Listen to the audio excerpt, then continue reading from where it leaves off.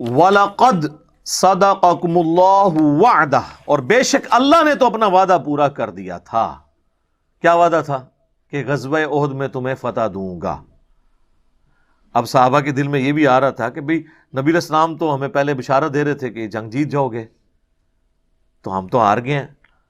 لیکن وہ ایک لمحے کے لیے بات بھول گئے کہ یہ جنگ جیت کے ہارے تھے۔ تو جیت کے کیوں ہارے تھے؟ اپنی غلطیوں کی وجہ سے۔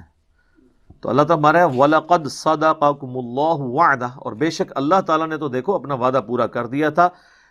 اِذْ تَحُسُّونَهُمْ بِإِذْنِهِ، جبکہ وہ اللہ کے حکم سے تم کافروں کو کاٹ رہے تھے۔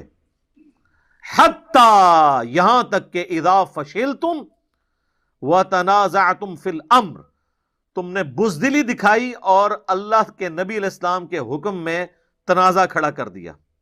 وَعَصَيْتُم مِّن بَعْدِ مَا أَرَاكُم مَّا تُحِبُّونَ، اور اس کے بعد کہ تم میں جو چیز پسند تھی تم نے وہ دیکھ لی تو تم نافرمانی میں مبتلا ہو گئے۔ اچھا، اب وہ پسندیدہ چیز کون سی ایسی دیکھ لی تھی کہ وہ اللہ کے نبی کی نافرمانی میں مبتلا ہو گئے؟ آگے اس کا ذکر آ جائے گا، مال غنیمت۔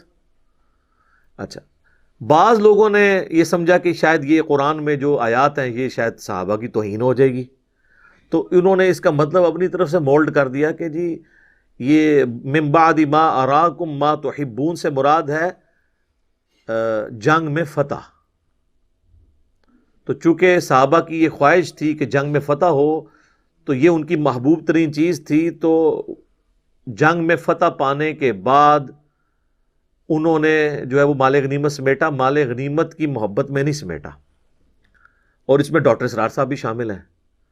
تو اس طریقے سے قرآن کے منہ میں آپ اپنا لقمہ ڈال نہیں سکتے۔ قرآن تو وہ کتاب ہے جس میں باطل داخل ہی نہیں ہو سکتا۔ اگلے الفاظ اس آیت کی حفاظت کریں گے کہ اس سے مراد کیا ہے، اور پھر بخاری اور مسلم میں جو احادیث موجود ہیں وہ تو بالکل واضح ہیں۔ صحیح بخاری میں آپ غزوہ احد کا چیپٹر نکال کے پڑھ لیں تو آپ کو پتہ چل جائے گا کہ نافرمانی کی نبی علیہ السلام کی، اور آپ کے الفاظ کیا تھے۔ صحیح بخاری میں الفاظ ہیں، آپ نے 50 تیر اندازوں کا لشکر عبداللہ ابن جبیر، یہ جیم کے ساتھ ہے، ان کی سرکردگی میں ایک پہاڑی ٹیلے پہ کھڑا کیا، کیونکہ آپ کو یہ خطرہ تھا کہ پیچھے تو پہاڑ ہے نا، تو یہ تو پیچھے سے تو کافر حملہ آور نہیں ہو سکتے، سامنے سے حملہ آور ہوں گے۔ ایک راستہ تھا پیچھے سے آنے کا، تو آپ نے اس راستے میں وہ جو ایک پہاڑی چوٹی تھی چھوٹی سی، جو آج بھی آپ غزوہ احد کے جو شہداء ہیں ان کے قبرستان کے پاس موجود ہے، آپ چڑھ کے دیکھ سکتے ہیں، زیادہ اونچی نہیں ہے، اس پہ 50 تیر انداز اکٹھے کر دیے اور ان کی ڈیوٹی لگائی کہ اگر پیچھے سے کافروں نے حملہ کیا نا تو تم نے ان کو تیر مارنے ہیں۔ اسی وجہ سے کافر پیچھے سے حملہ نہیں کر سکے، اور آپ نے اتنے سخت لفظ استعمال کیے کہ تم دیکھو کہ پرندے ہماری بوٹیاں اٹھا کے لے کے جا رہے ہیں، تب بھی تم نے میرے حکم کے بغیر یہ درہ نہیں چھوڑنا۔ مجھے بتائیں اس سے زیادہ کس طرح کسی کو سمجھایا جا سکتا ہے؟ لیکن جب بھگدڑ مچی، کافر بھاگنا شروع ہو گئے، مسلمان ان کو قتل کرتے جا رہے تھے، وہ اپنا سامان چھوڑ کے بھاگتے جا رہے تھے، تو وہاں جو درے پہ لوگ موجود تھے انہوں نے کہا لو جی ہم تو جیت گئے، تو انہوں نے اپنا درہ چھوڑ دیا۔ صرف 15 بندے وہاں پر رہے، 35 نے چھوڑ دیا، اور اس وقت عبداللہ بن جبیر چیختے رہے کہ اللہ کے نبی نے منع کیا تھا۔ جو ان کے لیڈر تھے انہوں نے نہیں چھوڑا، لیکن باقیوں نے بات نہ سنی اور انہوں نے خود اجتہاد کر لیا۔ انہوں نے کہا یہ اللہ کے نبی نے تو اس لیے فرمایا تھا نا کہ اگر شکست ہو جائے، یہ تو شکست کی صورت میں تھا نا، اب تو فتح ہو چکی ہے۔ اب مجھے بتائیں اگر شکست کی صورت میں نیچے آ کے کیا کرنا ہے سامان سمیٹ کے؟ فتح کی کیس میں یہ بات ہو سکتی تھی نا، شکست میں تو پھر جا کے اپنے جو لوائقین ہیں ان کی لاشیں سنبھالنی تھی، نہ کہ مال غنیمت سمیٹنا تھا۔ یہ لاجیکل بھی نہیں تھی بات، لیکن بس وہ اس وقت ایک کیفیت طاری ہوئی، اور پھر خالد بن ولید کی عقابی نظریں دیکھ رہی تھیں، وہ کافروں کی طرف سے آئے تھے، انہوں نے دیکھا لو جی درہ خالی ہوا ہے، انہوں نے وہ کیولری کے سپہ سالار تھے، وہ سارے گھوڑ لشکر والا حصہ ان کے پاس تھا، پیدل جنگ والا نہیں، گھوڑوں والا، انہوں نے پیچھے سے آ کے حملہ کیا۔ 70 سے زیادہ صحابہ شہید ہو گئے، انصار کا کوئی گھر نہیں تھا جس میں کوئی میت نہ ہو، حتیٰ کہ نبی علیہ السلام کے بھی دانت شہید ہو گئے، آپ کی شہادت کی خبر مشہور ہو گئی، صحابہ نے تلواریں پھینک دی کہ اب تو حضور ہی چلے گئے ہیں تو اب پیچھے ہم کیا کریں گے. تو اب کہاں تک بات چلی گئی. اور اس پہ میں نے ایک خطرناک جملہ بولا تھا کہ اللہ کے نبی دنیا میں موجود ہوں تب بھی اگر آپ کے ساتھی، آپ کے امتی آپ کی نافرمانی کریں تو اللہ کے نبی کو بھی اس اعتبار سے تکلیف کا سامنا کرنا پڑتا ہے اپنے امتیوں کے کرتوتوں کی وجہ سے. اور آج تو اللہ کے نبی ہم میں موجود بھی نہیں ہے. آج ہمیں کس چیز کا غرور ہے کہ ہم اللہ کے نبی کی نافرمانی کریں اور اللہ کی مدد ہمارے لیے آ جائے. جب اللہ کے نبی دنیا میں فزیکلی موجود تھے اس وقت جب نافرمانی ہوئی تو اللہ نے یہ پرواہ نہیں کی کہ چلو یار انہوں نے غلطی کی ہے تو نبی کی وجہ سے میں ان کو بھی چھوڑ دوں. الٹا نبی علیہ السلام کے بھی مبارک دانت شہید ہو گئے. کتنی خطرناک بات ہے. یہ ہے کتابوں کا خدا، یہ بابوں کا خدا نہیں ہے. یہاں تو بزرگ نگاہ مار کے تو پتہ نہیں کیا کر دیتے ہیں. ٹھیک ہے ہاں، بزرگ جڑے نا وہ یوٹیوب تو گستاخانہ فلمہ نہیں ڈیلیٹ کر سکتے، نگاہ مار کے اپنے مرید ہی ساڑ سکتے ہیں. وہ ہے کہانیاں بنی ہوئی ہیں.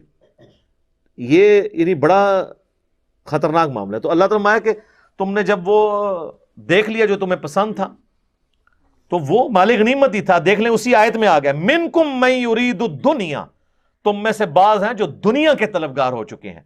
ومنکم من یرید الآخرہ، اور بعض ہیں جو آخرت کے طلبگار ہیں. اب مجھے بتائیں جنگ میں فتح جو ہے یہ دنیا کی طلب ہے یا آخرت کی طلب ہے؟ آخرت کی. کوئی کافر کے خلاف جنگ جیتنا. تو یہاں کیوں آیا کہ تم میں سے دنیا کے طلبگار بھی ہیں؟ جنگ میں جیتنے کی خواہش رکھنا ہے یہ دنیا پرستی ہے کیا کافروں کے خلاف؟ نہیں. تو یہ مال غنیمت کا ذکر ہے. اور تم میں سے بعض آخرت کے چاہنے والے ہیں. آخرت کے چاہنے والے وہ 15 تھے جنہوں نے اللہ کے نبی کے حکم کو نہیں توڑا. ثم صرفکم عنہم لیبتلیکم، پھر پیچھے ہٹا دیا تمہیں ان کے تعاقب سے تاکہ وہ آزمائے تمہیں. اللہ تعالیٰ نے پھر غیبی مدد کی ہے، ادروائز تو معاملہ بڑا تلپٹ ہو گیا تھا. وَلَقَدْ عَفَا عَنْكُمْ، بے شک اللہ تعالیٰ نے تمہیں معاف کر دیا. تو معاف کس چیز پہ کیا جاتا ہے؟ غلطی کے اوپر. وَاللَّهُ ذُو فَضْلٍ عَلَى الْمُؤْمِنِينَ، اور اللہ تعالیٰ اہل ایمان پر فضل و کرم فرمانے والا ہے. یہیں پہ اسے کنکلوڈ کرتے ہیں. انشاءاللہ اگلی دفعہ ہم اگلی آیات میں ڈسکس کریں گے.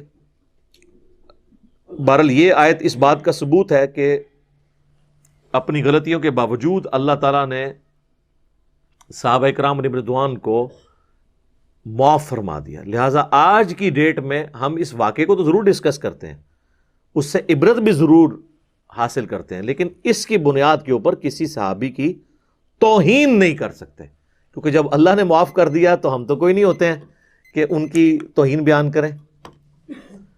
تو یہ ایک ایکسٹریم ہے کہ کوئی ان کی بے عزتی کرنا شروع کر دے، اور دوسری ایکسٹریم وہ ہے جو کہ جی اس طرح کی آیتیں پڑھنی نہیں چاہیے، اس کا درس ہی نہیں ہونا چاہیے جس میں صحابہ کی گستاخی کا پہلو نکلتا ہو. تو ان کا عقیدہ تو کفر کی طرف جا رہا ہے، کیونکہ یہ تو اللہ تعالیٰ نے چیزیں بیان کی ہیں. تو جو چیز اللہ نے بیان کی ہے وہ منوان اسی طریقے سے بیان ہوگی. اس سے بڑھ کے چیزیں بیان ہو رہی ہیں. حضرت آدم علیہ السلام کی غلطی بار بار قرآن میں ڈسکس ہوئی ہے.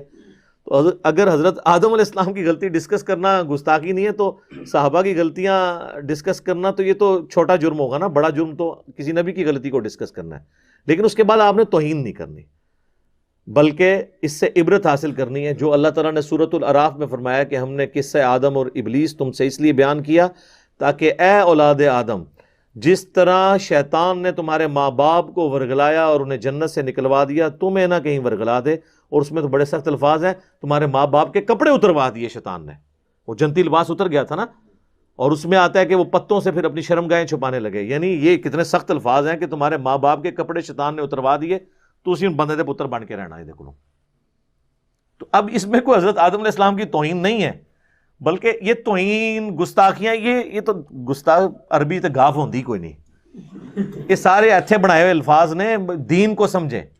جب آپ دین شخصیات کی عزتوں کو دین سمجھنا شروع کر دیتے ہیں نا تو پھر دین کا حلیہ بگڑ جاتا ہے. دین کی اصل توحید ہے، معرفت الہی ہے، اور تمام بزرگ ہستیاں ان کا احترام ہے. لیکن یہ اللہ تعالیٰ کی راہ بتلانے والی ہیں، نہ کہ ان کی عبادت اور ان کی رسپیکٹ اس حوالے سے شروع کر دی جائے کہ نہ آپ قرآن پڑھ سکیں نہ حدیث پڑھ سکیں۔